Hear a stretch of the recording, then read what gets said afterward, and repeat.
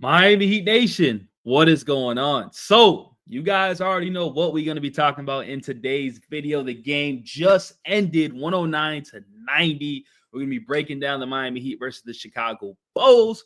But before we do start today's video, if you guys enjoy Miami Heat content, we upload every single day. Today's officially 106 days of us uploading consecutively. Our goal, of course, is 365 days. And I couldn't do without you guys. The support has been insane. So continue to keep liking, keep sharing, keep subscribing. Also, I am live streaming these games. So we're going to be live streaming the Atlanta Hawks game. So if you guys want to come through, watch it with me and stuff like that, definitely watch it. I appreciate that. Anyways, let's get back in today's video. So a lot of Miami Heat fans, including me, wanted us to lose this game, right? Because if we lost today, our season would have been over. Then we get the 2 first-round picks. Now the Miami Heat is making it a little bit dangerous, right? Because we beat the Chicago Bulls once again. I believe we beat them 3 times in a row. We always send them home in the play-in, which if you guys watched my previous last prediction, I said we are going to beat the Chicago Bulls. Now, for the side that wants to tank, right, team tank, there's still hope. There is still hope. Oh, well, not team tank, but team missed the playoffs. There is still hope. You know why? Because we got to play the Atlanta Hawks, right? As a 10 seed, you have to win 2 games. This is 1 game. Now we got to play Atlanta, right? Now, if we do win that game, obviously we match up with the Cavaliers, and then obviously that's a little bit different, right? But this game to start off, the Miami Heat look amazing, right? And if the Miami Heat played what they did in the first half, then they can give the Cavaliers a run for their money. Simple as that, especially Tyler Herro, because Tyler Herro had an amazing game. As you see, he finished off with 38 points. He was a plus 18. The only problem that I had with Tyler Herro today is he had 7 turnovers. 7 turnovers. And the crazy thing is he was still a plus 18. But 7 turnovers is a little bit too much. He was in foul trouble. He had 4 personal fouls. 7 turnovers and 4 assists is not a good look. But he carried us. Literally that first half, he carried us. He was 100% from the field. He did not miss a free throw. He didn't miss a shot, or he didn't miss a three-pointer. That was the best Tyler Herro that I've seen so far. The Miami Heat played the best basketball in a long, long time, right?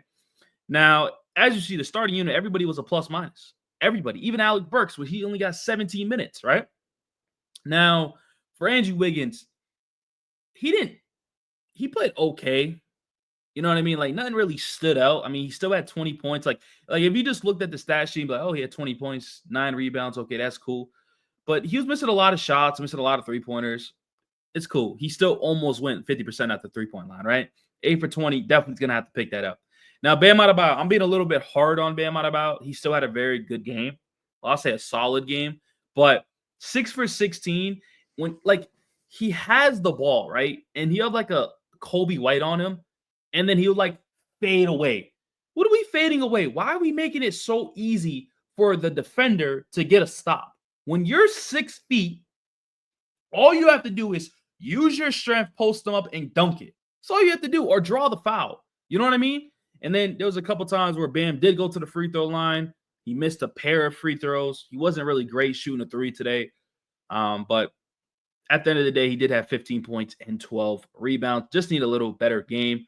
Kel'el Ware didn't really play much today, but there's a few things where he missed a couple, like at the rim. No, you just can't miss at the rim. Like, you just can't. He had a good lob. He missed it, but got some putbacks.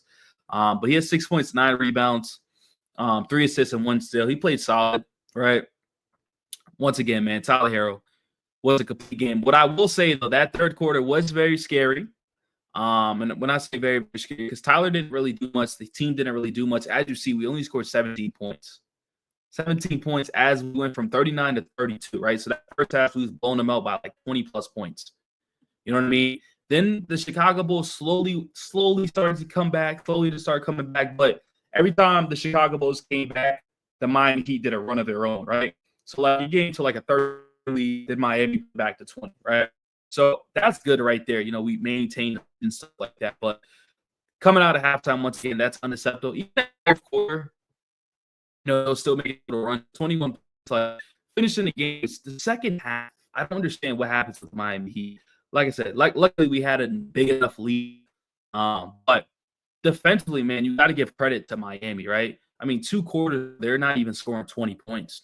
19 and 16, right? Like, that's good defense. And the lineups that they did have in was Davion Mitchell, Andrew Wiggins, Haywood Highsmith, Bam Adebayo, and Tyler.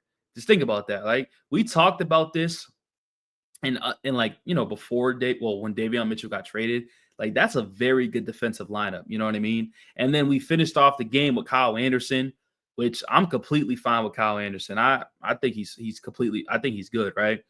Alec Burks today didn't play the best, not just because of his shooting, but like I think Spo in the first half didn't play him much, and then the second half they played him a lot, and then the second half he was just was not. It wasn't bad, but it wasn't great. Like he should have just we needed a sub. You know what I mean? So that's the only thing about that.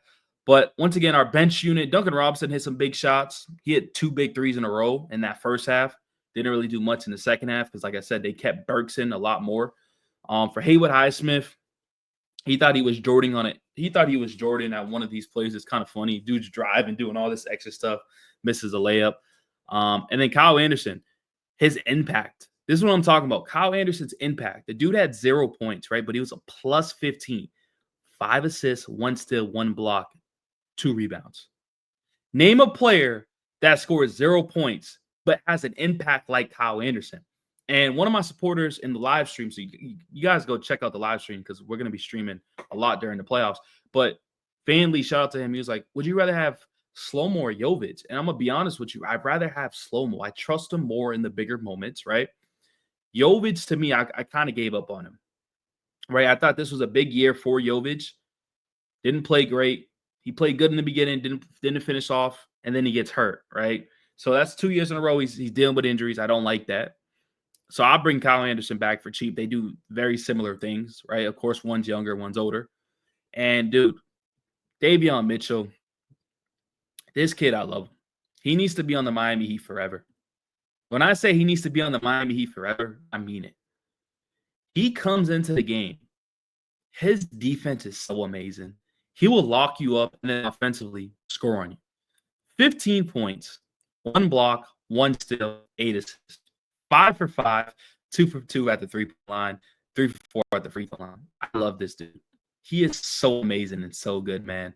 So that's kind of the stat sheet for the Miami Heat. And then when we look at the Chicago Bulls, they all played terrible. I mean, look at this. Kobe White was 5 for 20. He usually has big nights against us, 3 for 12. Josh Giddey was 9 for 21, and that's because defensively he was good, right? Which was 6 for 13. Kevin Herro was 3 for 7. Like their starting line, like they had big numbers, but look at the shot attempts that they had to take, you know what I mean? Their bench was non-existent. I mean, they had 13 bench points compared to we had, 20, 28 bench points. So, you know what I mean? Like, just wasn't going to get the job done. And then when we just look at the team stats, we're breaking down for both teams. The Miami Heat finished off 13 for 35, which they did struggle because they were at like 55. They dropped to 37. But when a team's shooting 27%, like, you know what I mean?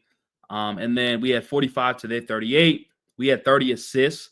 We had 30 assists and 15 turnovers, which is not the greatest, but compared to theirs, they had 15 assists and 18 turnovers. We had 56 points in the paint. They had 40. So, Chicago Bulls lose. We send them home once again. Miami Heat win. Once again, let me know in the comment sections, what do you guys think about today's video? Continue to keep liking, keep sharing, keep subscribing. We are going to be live streaming that Atlanta Hawks game. So definitely pull out, have some fun. Let's watch the game together. Appreciate y'all again. Love y'all, and your boys out. Hey!